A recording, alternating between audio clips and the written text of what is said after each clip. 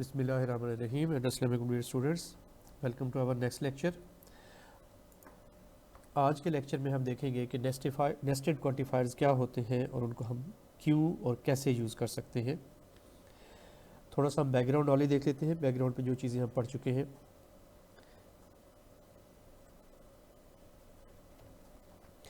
A nested quantifier is one which is written with in the scope of other quantifier. यानी बिल्कुल वैसे ही जैसे हम नेस्टेड लूप्स की बात करते हैं कि जब हम एक लूप जो है, for example this is loop 1 और इसको अगर हम लिख दें लूप 2 के अंदर, ठीक, तो ये नेस्टेड लूप 1 जो है वो नेस्टेड लूप कहलाता है, जबकि लूप 2 जो है वो नेस्टिंग लूप कहलाएगा। यानी लूप 1 जो है वो लूप 2 के अंदर नेस्ट हुआ हुआ है, उसके अंदर फिट इन हुआ हुआ है। इसी तरह से हमारे पास ये जो क्वांटिफायर्स हैं इनको भी हम नेस्ट कर सकते हैं, एक क्वांटिफायर के अंदर दूसरा क्वांटिफायर इंट्रोड्यूस करा सकते हैं। मिसाल के तौर पे यहाँ पे हम ये कह रहे हैं कि for all x there exist y such that x plus y is equal to 0। ठीक है, यानी मिसाल के तौर पे अगर एक्स हमारे पास एक सेट हो, ठीक, 1 2 3 4 सिर्फ इतना, तो इन तमाम नंबर्स के लिए ऐसा पॉसिबल है कि कोई ना कोई एक वाई ऐसा ज़रूर मौजूद होगा जिसको हम ऐड करेंगे एक्स के साथ तो जवाब 0 आएगा। मिसाल के तौर पे अगर मैं ये कह दूँ कि x इज़ इक्वल टू 1 तो y मेरे पास क्या होगा फिर -1। तो ये दोनों x प्लस वाई जो है 1 प्लस -1 ये मिलके क्या बनेगा 0 हो जाएगा। इसी तरह से 2 के लिए जो है -2 आ जाएगा, अगेन ये 0 हो जाएगा एंड सो ऑन। तो यहाँ जो समझने की बात है वो ये है कि देयर एग्जिस्ट, ये जो सिंबल है ये वाला, ये नेस्ट हुआ हुआ है, ये क्वांटिफायर है और ये नेस्टेड है किसके अंदर, फॉर ऑल के अंदर। ठीक है, इसको हम अगर ड्रा करना चाहें इसकी नेस्टिंग को तो हम इस तरह से ड्रा कर सकते हैं कि ये हमारा एक क्वांटिफायर है और ये उसका क्वांटिफिकेशन वेरिएबल है। ठीक है, ये विद इन द स्कोप है बाहर वाले वेरिएबल के और उसके क्वांटिफायर के। ठीक है, बिल्कुल वैसे ही जैसे हमने लूप 1 और लूप 2 को देखा है उसी तरह से हम देयर एग्जिस्ट वाई और there exist for all x there exist y, यानी तमाम एक्स के लिए कोई ना कोई वाई मौजूद होगा। तो हमें यहाँ से अंदाज़ा हो गया कि नेस्टेड लूप क्या होगा और वो किस तरह से काम करता है। Sorry, nested quantifier. Everything with in the scope of a quantifier can be thought of as a propositional function. ठीक, कंटेक्स्ट क्या होगा इस बात को भी समझने की ज़रूरत है। मिसाल के तौर पे अगर हम इस एग्जांपल को ही देखें, ठीक है, तो कंटेक्स्ट वो होगा कि जहाँ तक उस क्वांटिफायर का असर जाएगा। मिसाल के तौर पे इस क्वांटिफायर देयर एग्जिस्ट वाई का असर जो है वो यहाँ तक जाता है, तो ये उसका देयर एग्जिस्ट का कंटेक्स्ट होगा। इसी तरह से ये जो हमारे पास फॉर ऑल एक्स है इसका कंटेक्स्ट जो है वो ये वाला होगा। ठीक, यानी इसका असर यहाँ तक जाएगा। Everything with in the scope of a quantifier can be thought of as a propositional function.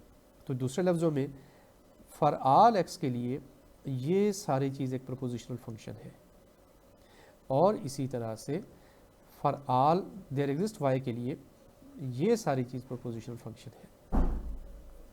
For all x Q of x, ठीक है, यानी Q of x propositional function है। कुछ भी आप यहाँ पे लिखें फॉर ऑल एक्स, तो चूंकि एक्स का और फॉर ऑल का जो इसके ऊपर स्कोप चल रहा है, कंटेक्स्ट चल रहा है, तो whatever you write here that would be in the context of this quantifier and is known as the propositional function where q of x is क्या होगा इस पर्टिकुलर केस में हमारे पास q of x क्या कहलाएगा,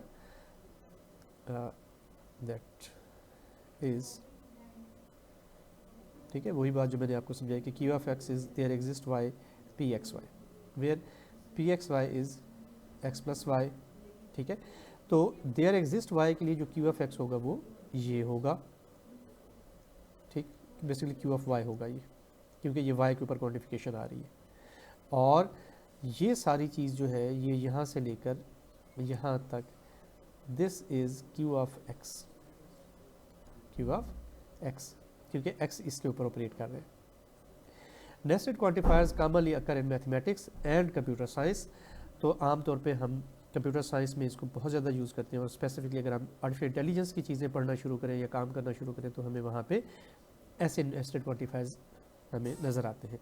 even हम database के अंदर भी बहुत सारी इसकी एप्लीकेशंस मौजूद हैं। मिसाल के तौर पे अगर हम ये कहते हैं कि जी सेलेक्ट ठीक स्टैरिक फ्राम एम्प्लॉय, मैं क्यूरी लिख रहा हूँ एम्प के टेबल में से ग्रुप बाय, ठीक है, ग्रुप बाय लेट मैं कहता हूँ जी सैलरी और ग्रुप बाय डेजिग्नेशन, ठीक है। तो ये अब एक किस्म के क्या बन गए हैं, क्वांटिफायर्स बन गए हैं, ठीक है, कि इसके हिसाब से इसको हम क्या करें, अरेंज करें। तो यहाँ पे हमने जो दो तीन पॉइंट्स पढ़े हैं इस स्लाइड के ऊपर, आई होप कि आपको वो समझ आ गए हैं। और अब हम अगली स्लाइड पे बढ़ते हैं। Next quantifier example, let the domain of the two variables x and y is the set of real numbers, यानी x और y दो वेरिएबल हैं जिनको हमने रियल नंबर में से लिया हुआ है। In other words x and y belong to set R।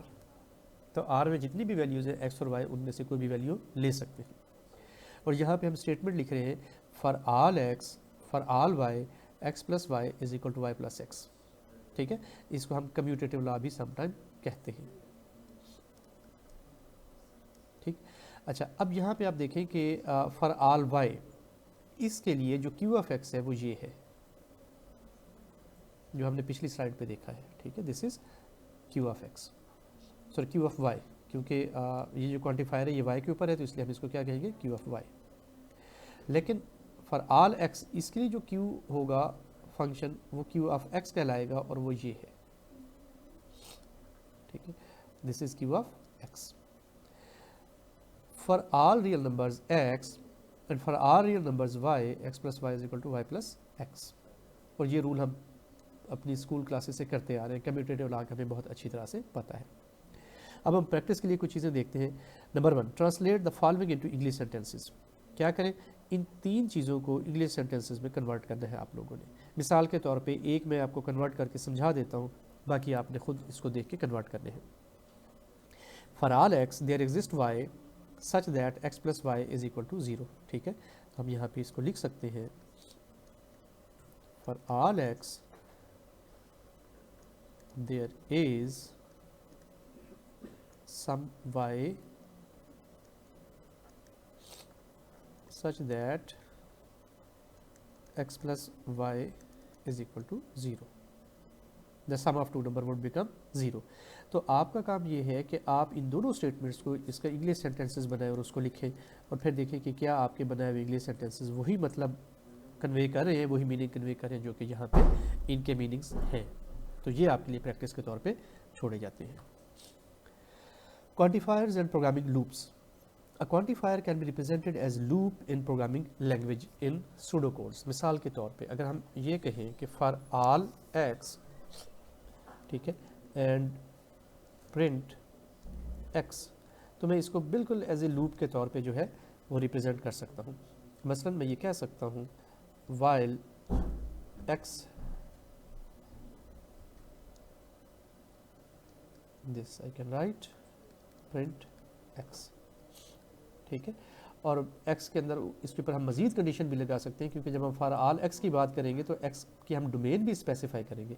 Late हम इसकी डोमेन स्पेसिफाई करके इसको मज़ीद क्लियर करने की कोशिश करते हैं कि ये कैसे काम कर रहे हैं। लेट्स से मैं ये कहता हूँ कि जी for all x where print x where x belongs to a set which is 1 2 3 and 4, हमारे पास ये सेट है।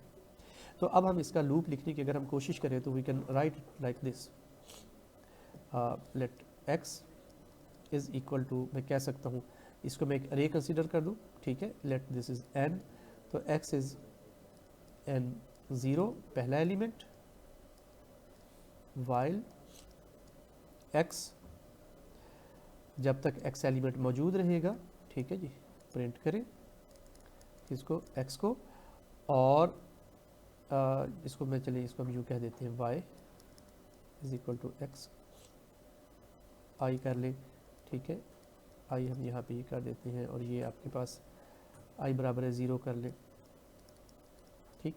तो जब तक i होगा लेस देन लेट 4 है तो उस वक्त तक इस लूप को चलाते रहें, ठीक है।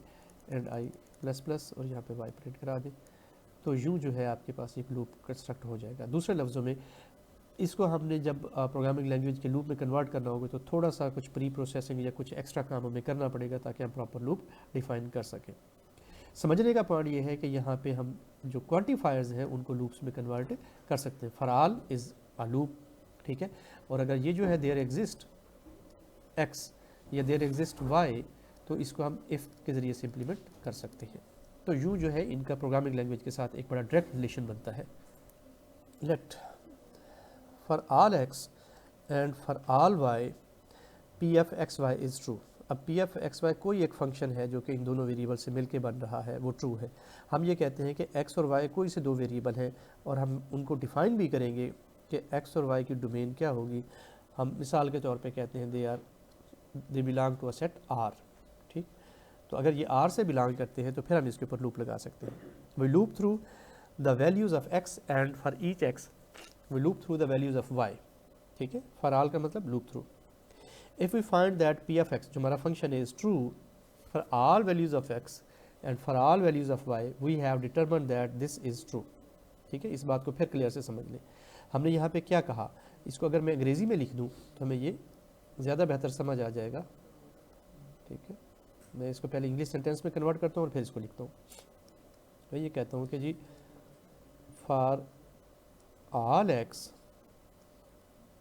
And for all y P F x y equal to true, ठीक है। यानी आप x की तमाम वैल्यूज़ ले लें और उसके साथ साथ y की भी तमाम वैल्यूज़ ले लें तो ये वाला फंक्शन जो है वो ट्रू ही रहेगा। अब ये कोई भी फंक्शन हो सकता है हमारा। अच्छा, अगर एक भी हमारे पास ऐसा पी एक्स वाई निकल आया जहाँ पे ये वैल्यू फॉल्स हो गई तो फिर हम कहेंगे कि ये स्टेटमेंट ट्रू नहीं है। मिसाल के तौर पे लेट्स से दैट मैं ये कहता हूँ कि जी x इज़ इक्वल टू 1 2 3 और y भी मैं डिफ़ाइन कर देता हूँ कि y इज़ इक्वल टू 1 -1 -2 -3, ठीक हो गया। और हम P F x y function अपना डिफ़ाइन करते हैं, वो जो है वो है जी x plus y is equal to 0, ठीक। अब इस पर्टिकुलर केस में देखें कि मैं x की तमाम वैल्यूज़ और y की तमाम वैल्यूज़, लेट्स से दैट मैं यहाँ से 1 लेता हूँ और यहाँ से -1 लेता हूँ, तो मेरे पास 1 और -1 0 आ जाएगा, गुड। यहाँ से 1 ले लूँ और यहाँ से -2 ले लूँ तो उस केस में मेरे पास जवाब क्या आएगा, -1। अब 0 नहीं आया, ठीक है। तो जो हमने ये इसकी कंडीशन बताई थी कि P F x y that is equal to x plus y और वो 0 ही रहेगा, लेकिन वो 0 नहीं रहा तो ये फ़ाल्स हो गया। अगर ये फ़ाल्स हो गया तो फिर हमारी ये सारी की सारी स्टेटमेंट ये क्या हो गई, ये फ़ाल्स हो गई, ठीक है। हमारा दावा तो ये था कि x की तमाम वैल्यूज़ और y की तमाम वैल्यूज़ के लिए हमारा फंक्शन ट्रू रहेगा, लेकिन ऐसा नहीं हुआ, लिहाजा ये फ़ाल्स हो गया। ये वाला पॉइंट कि if we ever hit a value x for which we hit a value y for which P F x y is false, we have shown that this whole statement is false. तो ये मैंने आपको example से समझा दी, ठीक। I hope कि आपको ये समझ आ गया होगा। अच्छा, अब यहाँ पे हम इस एग्जांपल को देखते हैं।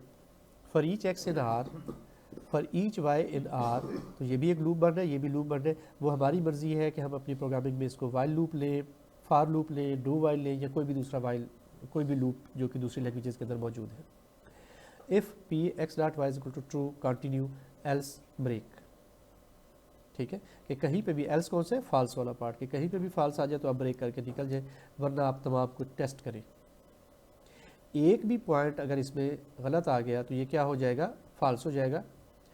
जब और अगर इसको ट्रू साबित करने के लिए हमें तमाम पॉइंट्स को चेक करने की ज़रूरत है, यानी फॉल्स साबित करने के लिए कोई एक ऐसा पॉइंट ढूंढ ले जो इसके अगेंस्ट हो, जबकि ट्रू साबित करने के लिए हमें तमाम पॉइंट्स को चेक करने की ज़रूरत है। अब हम दूसरे पार्ट को देखते हैं। दूसरा पार्ट हमारे पास क्या, दूसरी example, let for all x there is some y P F x is true. यहाँ पे क्या कहा जा रहा है, यहाँ पे क्या जा रहा है कि कोई ऐसा हमारे पास y ज़रूर होगा तमाम x की वैल्यूज़ के लिए कि जब ये वाला फंक्शन जो हमारा ट्रू हो जाएगा, ठीक है। यहाँ पे हमने सब के लिए टेस्ट करना था, यहाँ पे किसी एक के लिए हमने टेस्ट करना है। तो we loop through the value of x for each x, तो हम क्या करेंगे, हम लूप लगाएंगे और हर वैल्यू के लिए हम आइट्रेट करेंगे और देखेंगे एक्स की। For each x we loop through the values of y, तो हम वाई में से गुजरेंगे, ठीक है, until we find a y, यहाँ तक कि हमें वाई की कोई ऐसी वैल्यू मिले जिसके लिए ये वाला जो है ट्रू हो जाए, तो हम कहेंगे हमारी स्टेटमेंट ट्रू है, क्योंकि हमारी स्टेटमेंट ने तो यही कहा ना कि कोई एक ऐसी वैल्यू होगी तमाम एक्स के लिए, ठीक है। यानी एक्स अगर जो है फ़र्ज़ करें 1 2 3 है, ठीक है, और वाई जो है वो -1 -2 -3 है, और पी एक्स व वाई हमारे पास एक फंक्शन है जो कि x plus y is equal to 0 है, तो x की तमाम वैल्यू के लिए पहली वैल्यू लेंगे x1, इसके लिए कोई ऐसी वैल्यू इसमें एग्जिस्ट करेगी जिसमें x प्लस वाई 0 हो जाएगा, तो 1 के लिए क्या होगा हमारे पास -1 हो जाएगा, तो ये 0 हो जाएगा। फिर हम x की अगली वैल्यू लेंगे 2, तो उसके लिए हमें भी एक वैल्यू यहाँ मिल रही है -2, तो 2 प्लस -2 वो भी 0 हो गया। फिर x की अगली वैल्यू लेंगे जो कि 3 है, तो 3 प्लस -3 ये भी 0 हो गया। तो इसका मतलब ये हो गया कि हमने x की तमाम वैल्यू के लिए कोई ना कोई ऐसा y ढूंढ लिया है जिसके लिए हमारा ये function P x y true बनता है। If for every x we hit a such y then this is true, और अगर हमें ऐसी कोई भी वैल्यू ना मिले तो फिर ये तब जाके फॉल्स हो जाएगा। तो यहाँ समझने की बात यह है कि आपको ये पता होना चाहिए कि किस तरह से हमारी कोई स्टेटमेंट ट्रू होगी या फॉल्स होगी। यानी इस पहली स्टेटमेंट को अगर हमने ट्रू साबित करना हो तो हमें क्या करना पड़ेगा, और इस दूसरी स्टेटमेंट को ट्रू साबित करना हो तो क्या करना पड़ेगा। सिमिलरली इसको फॉल्स साबित करना हो तो हमें क्या करना पड़ेगा, और अगर इस स्टेटमेंट को फॉल्स साबित करना हो तो क्या करना पड़ेगा। इनकी इम्प्लीमेंटेशन जो है वो आपको यहाँ पे नज़र आ रही है, ठीक है, इन दोनों की। तो आप इन दोनों लूप्स और इनके डिफरेंस को ज़रा समझने की कोशिश करें कि यहाँ पे हमने कहा था for all x for all y, for all x for all y, ठीक है। तो हम तमाम एक्स का लूप चलाएंगे और तमाम वाई पे लूप चलाएंगे और उसको कंटिन्यू करते जाएंगे। जबकि यहाँ देखें for all x there exist some y, तो यहाँ पे हमने इफ़ कंडीशन लगा के इसको चेक नहीं किया, ठीक है, कि जैसे ही कोई ट्रू हो जाए तो हम लूप से बाहर निकल जाए, एल्स पे कंटिन्यू। तो ये दोनों के डिफरेंस को आप समझने की कोशिश करें और इस लॉजिक को अंडरस्टैंड करने की कोशिश करें कि कैसे लूप लगे हुए हैं और किस तरह से हमारी ये स्टेटमेंट्स लूप के जरिए से इंप्लीमेंट हो रही है। Practice problems, express the following in the form of algorithm. क्या इसको जैसे ऊपर हमने लूप लगा के एल्गोरिदम बनाया, ऐसे ही इनका आप लूप लगाएं, ठीक है, और इसको बनाएं कि ये कैसे बन रहा है। That is for your practice. Now we look at order of quantifiers. Order of quantifiers is important to design a correct algorithm, ठीक है। अच्छा, यहाँ से हमें एक बात और भी समझ आ रही है, पिछली स्लाइड पे देखें कि इसको अगर हम एल्गोरिदम के ज़रिए से अगर शो कर सकते हैं, ठीक, तो इसका मतलब ये हुआ कि एल्गोरिदम को भी इस तरह से हम शो कर सकते हैं। तो एल्गोरिदम तो हमारा बहुत सारा कम्प्लेक्स लिखा हुआ होता है प्रोग्रामिंग लैंग्वेज के अंदर या मिलती जुलती लैंग्वेज के अंदर, उसको बहुत ही शॉर्ट वे में और मैथमेटिकल प्रिसाइज स्टेटमेंट्स के ज़रिए से हम ये वाले क्वांटिफायर यूज़ करके लिख सकते हैं। दूसरे लफ्ज़ों में आप अपने प्रोग्राम को क्वांटिफायर्स और नेस्टेड क्वांटिफायर्स के ज़रिए से रिप्रेजेंट कर सकते हैं। Order of quantifiers is important to design a correct algorithm. Example क्या है, for all x for all y P x y is equal to x plus y is equal to y plus x, ठीक है। फ़र्ज़ करें कि ये हमारे पास है फंक्शन जिसको हमने साबित करना है। Order of the quantifiers is not important as the operation P x y is commutative, ठीक है। यानी इस पर्टिकुलर केस में अगर हम फॉर ऑल वाई पहले लिख दें, अगर हम यूँ लिख दें for all y for all x P x y, तो ये वही सेम चीज़ होगी, ठीक है। इसमें और इसमें कोई फ़र्क नहीं पड़ेगा, हमारा एल्गोरिदम जो है वो सही काम करेगा। जबकि इस पर्टिकुलर केस को देखें तो यहाँ इन दोनों में ये डिफरेंस आएगा। There exist y for all x, कोई ऐसा वाई होगा जिसके लिए तमाम एक्स हम चेक करेंगे, जबकि यहाँ पे हम क्या कह रहे हैं, तमाम वाई के लिए कोई एक्स होगा। तो इस डिफरेंस को समझिए, ठीक है, इसको अंडरस्टैंड करने की कोशिश करें। तो यहाँ पे ऑर्डर क्या है, इंपॉर्टेंट है। The statement says that there is a real number y such that for all real number x the statement this Q x y is true, ठीक। और यहाँ पे अगेन ऑर्डर इंपॉर्टेंट है, इसको आप समझने की कोशिश करें कि स्टेटमेंट क्या कह रही है। Now both statements are different. Practice, write the pseudo code for this and discuss their differences. ठीक है, छोटा सा होगा, 5-7 लाइनों का काम, तो ये ज़रा करके देखिए ताकि ये कंसेप्ट आपको मजबूत हो जाए, पक्का हो जाए आपका। Quantification of 2 variables statement for all x for all y P x y, for all y for all x x P x y, तो ये दोनों क्या है, इक्विवेलेंट है। P x y is true for every pair x y, there is a pair x y for which P x y is false. False कब होगा, देखिए हम क्या कह रहे हैं कि तमाम पेयर बनाए, मिसाल के तौर पे अगर हमारे पास उसी तरह से x में जो है 1 2 3 है और y में जो है हमारे पास 4 5 और 6 है, तो हम इसके तमाम पेयर के लिए टेस्ट करेंगे। वो कौन कौन से पेयर्स होंगे, वो होगा जी 1 4 1 5 1 6 2 4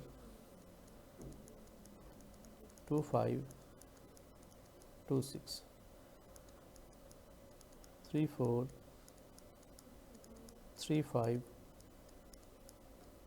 3 6। तो ये हमारे सारे पॉसिबल पेयर्स होंगे। इन तमाम पेयर्स के लिए अगर ये वाली स्टेटमेंट ट्रू रहे तो हम कहेंगे कि हमारी ये स्टेटमेंट्स ट्रू है। अगर किसी भी एक पेयर के लिए ये फॉल्स हो गई तो फिर हमारी स्टेटमेंट फॉल्स हो जाएगी। इसी तरह से for all x there is y P F x, तमाम एक्स के लिए कोई ऐसा वाई होगा जिसकी वजह से ये वाली स्टेटमेंट ट्रू होगी। For every x there is a y for which P F x y is true. There is an x such that P x y is false for every y, यानी आपने देखना क्या है कि ये वाली condition जो है ट्रू कब होगी, ट्रू उस वक्त होगी जब तमाम एक्स के लिए कोई ना कोई वाई एग्जिस्ट करता हो, जो कि इस फंक्शन को ट्रू रिजल्ट दे इसका। अगर तमाम एक्स के लिए कोई भी वाई एग्जिस्ट नहीं करता, ठीक है, या किसी एक एक्स के लिए वाई एग्जिस्ट नहीं करता, तो ये कंडीशन क्या हो जाएगी, फॉल्स। इसी तरह से अगर हम इसको देखें, there exist x for all y P F x, ठीक है, कि एक ऐसा एक्स मौजूद है जिसके लिए तमाम वाई, जो तमाम वाई के लिए इस कंडीशन को ट्रू कर देगा, इस फंक्शन को ट्रू कर देगा। ठीक, और उसी तरह से आपने यहाँ भी देखना है। इस स्लाइड के ऊपर आपने प्रैक्टिस क्या करनी है कि यहाँ पे जो स्टेटमेंट दी हुई है वो स्टेटमेंट कब ट्रू होगी और कब फॉल्स होगी। इसी तरह से ये स्टेटमेंट कब ट्रू कब फॉल्स होगी, ये स्टेटमेंट कब ट्रू कब फॉल्स होगी, और इसी तरह से लास्ट स्टेटमेंट। तो ये आपने कॉपी पेंसिल पर वर्क करके देखना है जी। इस स्लाइड के ऊपर हम ये देखते हैं कि mathematical statements to nested quantifiers, के किस तरह से मैथमेटिकल स्टेटमेंट्स को नेस्टेड क्वांटिफायर में कन्वर्ट कर सकते हैं। Translate the statement the sum of 2 positive integers is always positive. ठीक है, लेट्स से दैट मेरे पास है जी 2 पॉजिटिव इंटीजर्स, ठीक, मैं कहता हूँ कि जी x और y, ठीक है, स्टेटमेंट ये बेस सारे का सारा मेरे पास क्या है, ये this is basically q of x, और इसी के अंदर ही मेरे पास क्वांटिफायर्स भी मौजूद हैं। तो what I can say that for all, देखें, the sum of 2 positive integers, तो मैं n अगर ले लूँ तो n जो है मेरे पास पॉजिटिव इंटीजर्स का एक सेट है, ठीक, तो इसमें से मैं कोई से भी 2 वेरिएबल ले लूँ x और y which belongs to n। So for all x for all y, अगर x 0 से बड़ा हो तभी तो पॉजिटिव इंटीजर होगा, अगर 0 के बराबर होगा तो पॉजिटिव इंटीजर नहीं होता, आमतौर पे हम उसको कंसिडर नहीं करते, और y भी 0 से बड़ा हो, यानी x भी पॉजिटिव इंटीजर y भी positive integer, it implies that x plus y जो है वो भी 0 से बड़ा होगा। ठीक है, तो अब ये मेरा जो है ये q ऑफ x है, ठीक, और ये मेरी कंडीशंस हैं, ये क्वांटिफायर्स हैं और ये कंडीशंस हैं। तो इस बात को अच्छी तरह से समझने की कोशिश करें कि किस तरह से हमने इस इंग्लिश की स्टेटमेंट को मैथमेटिकली रिप्रेजेंट कर लिया। Every real number except 0 has multiple inverse, ठीक है, that is interesting. Every real number, अब ज़रा गौर से देखें, फॉर ऑल एक्स, ठीक, एक्सेप्ट 0, फॉर ऑल एक्स, अगर x जो है वो बिलोंग्स टू r, ये भी कंडीशन हम साथ में दे दें, फॉर ऑल एक्स x 0, अगर x 0 होगा, there exist y such that x y is equal to 1, ठीक है, x sorry not equal to 0। तो इस पॉइंट को समझने की कोशिश करें कि किस तरह से हम इसको इंग्लिश में ट्रांसलेट कर रहे हैं और मैथमेटिकल उसकी रिप्रेजेंटेशन दे रहे हैं जी। तो इस एग्जांपल को हम दोबारा से देख लेते हैं, ठीक है। Every real number except 0 has a multiplicative inverse, यानी ज़ीरो के अलावा जितने भी रियल नंबर हैं उनका कोई ना कोई मल्टीप्लिकेटिव इन्वर्स होगा और वो एक ही होगा, ठीक है। So for all x not equal to zero, ठीक, implies there is y such that x y is equal to 1, ठीक है। मिसाल के तौर पे हम रियल नंबर ले लेते हैं 3, तो इसका कोई जो है इन्वर्स होगा y, ठीक, y जिनको आपस में मल्टीप्लाई करेंगे तो जवाब क्या आ जाएगा 1, तो that is only when we have this becomes 1, ठीक है। तो ज़ीरो के अलावा तमाम नंबर्स, यहाँ पे ये थोड़ा सा देख लें कि ये सिंबल में एक छोटी सी मिस्टेक है, ठीक है, ये हमने सेट कर दी। Example, another example, use quantifiers to express a definition of the limit of real valued function f of x of a real variable x at a point a in its domain. This is interesting, ठीक है। इस पूरी ये आप पढ़ चुके हैं पहले और कर चुके हैं, लेकिन एक दूसरे एंगल से इसको हम देख रहे हैं, तो ज़रा गौर से आपने इसको देखना है।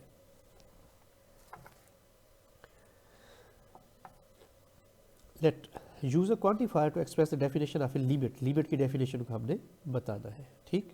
एक रियल वैल्यू फंक्शन होगा और उसमें एक वेरिएबल भी होगा जो कि रियल वैल्यू का है।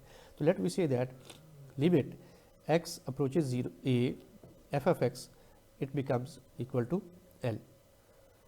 For every real number which is greater than 0 there exists a real number delta जो कि 0 से बड़ा होगा such that f of x minus L less than equal to epsilon, ठीक है।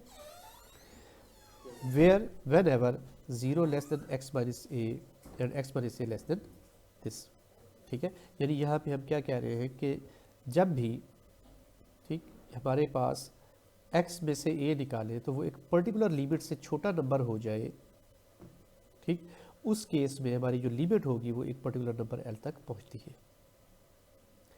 या आप इसको इधर निकालेंगे, ठीक है, इस l को इधर लेकर आए तो आपके पास जो वैल्यू बनती है वो एप्सिलॉन में एक छोटी लिमिट होगी, उससे भी कम ही रहेगी। Solution, for all there exist delta for all x, ठीक है,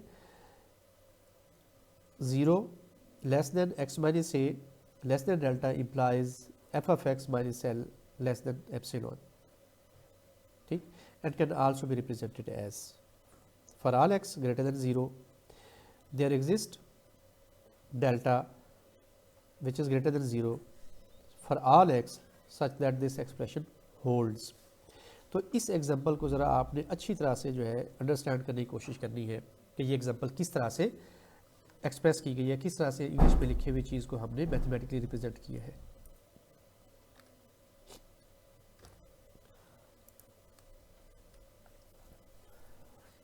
नेस्टेड क्वांटिफायर्स टू इंग्लिश, अब हम उसका रिवर्स देख रहे हैं, ठीक है। पहले हमने ये देखा कि इंग्लिश को किस तरह से हम नेस्टेड क्वांटिफायर्स में कन्वर्ट कर सकते हैं, और अब हम ये देख रहे हैं कि नेस्टेड क्वांटिफायर्स को इंग्लिश में कैसे कन्वर्ट कर सकते हैं। Translate the statement for all x c F x और there exist y c f y and f x y where c F x is x has a computer, f of x y is x and y are friends and the domain for both x and y consist of all students in the school, ठीक है। Complex statement है और इसको हम convert करने की कोशिश करते हैं। अब हम इसके सोल्यूशन को देखते हैं, ठीक। द स्टेटमेंट सेज क्या, that for every student x in your school x has a computer or there is a student y such that y has a computer and x and y are friends, ठीक है। या तो x के पास computer होगा या y के पास computer होगा और x और y दोनों आपस में दोस्त होंगे। In other words every student in your school has a computer और has a friend who has a computer, ठीक। अब इस सारी चीज़ को जो है पहले हमने उसको एक्सप्रेस किया एक सिंपल इंग्लिश में, और अब हम उसको जो है एक्सप्रेस करेंगे उसके अंदर, ठीक है। तो यहाँ पे आप ये देखिए कि हमने मुख्तलिफ़ किस्म के फंक्शंस बनाए हुए थे फॉर ऑल एक्स, ठीक है। इन फंक्शंस को अब ज़रा गौर करें, फॉर ऑल एक्स तमाम स्टूडेंट्स के लिए C F x student has a computer, या कोई ऐसा वाई है y has a computer and x और वाई आपस में क्या है, दोस्त हैं, ठीक है। तो हमने एक मैथमेटिकल रिप्रेजेंटेशन को लिया, नेस्टेड क्वांटिफायर रिप्रेजेंटेशन को लिया और उसको हमने इंग्लिश में कन्वर्ट करके दिखा दिया। यहाँ पे आपको प्रैक्टिस के तौर पे एक क्वेश्चन दिया गया है, इसको आपने लेना है, अंडरस्टैंड करना है और इंग्लिश में इसको लिख के प्रैक्टिस करनी है कि देखिए कि आपने सही लिखा या नहीं। English sentence logical expression. Example, express the statement, if a person is female and is a parent, then this person is someone's mother. As a logical expression involving predicates, quantifiers with a domain consisting of all people and logical connectives. तो हम basically इस statement को represent करने की कोशिश करते हैं mathematically. For every person X, if person X is female and person X is parent, then there exists a person Y such that person X is the mother of person Y. यानी ये इस चीज़ को हमने कुछ variables introduce करा के लिख दिया। उसके बाद फिर हम इसमें से कुछ फंक्शंस बनाएंगे। F of x is equal to x is female, P F x x is parent, ठीक है, पी एफ एक्स क्या है बेसिकली एक्स इज पेरेंट, और F of x x is female. M x y हम एक function define करते हैं, x is the mother of y, तो हमने 3 फंक्शन डिफाइन कर लिए। फॉर ऑल एक्स, तमाम एक्स, ठीक, अगर x जो है वो फीमेल है और x पेरेंट भी है, it implies that there exist y, कोई ऐसा y मौजूद होगा कि x जिसकी मदर होगी, ठीक। तो ये एक्सप्रेशन हमने उसके लिए डिज़ाइन कर दिया। We can move this to the left so that it appears just after for all x, ठीक है, यानी हम यहाँ पे भी कह सकते हैं कि there exist y for all x, ठीक, because y does not appear in F of x and this, ठीक है। तो आप इस तरह से भी इसको एक्सप्रेस कर सकते हैं। तो इनको आप एक्सप्रेस करके देखें और इनके मीनिंग्स को देखिए कि क्या आपको समझ आते हैं या नहीं। Negating nested quantifiers. Statements involving nested quantifiers can be negated by successfully applying the rules of negating statements involving a single quantifier. मिसाल के तौर पे ये देखें, express the negation of the statement, इसकी निगेशन बनाए। For all x there exists y such that xy is equal to 1, so that no negation precedes the quantifiers. तो हम इसकी निगेशन बनाते हुए क्या करते हैं, इधर हमने नॉट का सिंबल लगा दिया, ये नॉट है, not for all x there exist y xy equal to 1, यानी ऐसा तमाम x के लिए नहीं है जिनका ये बेसिकली क्या है, इन्वर्स एग्जिस्ट करता हो। दूसरे लफ्ज़ों में तमाम x का इन्वर्स एग्जिस्ट नहीं करेगा, ये स्टेटमेंट ये बता रही है। Implies there exist x not there exist y, कोई ऐसा x होगा जिसके लिए कोई y नहीं होगा जो कि इस एक्सप्रेशन को ट्रू कर दे, एक्स वाई, यानी कोई ऐसा y होगा जिसका इन्वर्स नहीं होगा। Implies there exist for all y not, ठीक है, तो नॉट को हम आगे लेते जा रहे हैं। यहाँ पे एक इंटरेस्टिंग सी चीज़ ये है कि जो नेगेशन आगे बढ़ता है तो नेगेशन देयर एग्जिस्ट और इनको आपस में इंटरचेंज कर जाता है, ठीक है, तो we get this as well. तो यहाँ देखिए कि ये निगेशन फिर अंदर आया, तो ये not x y not equal to 1, ठीक है, देयर एग्जिस्ट वाई, एक कोई ऐसा एक्स होगा जिसके लिए तमाम वाई अगर आप ले लें तो एक्स वाई जो है वो 1 के बराबर नहीं होगा।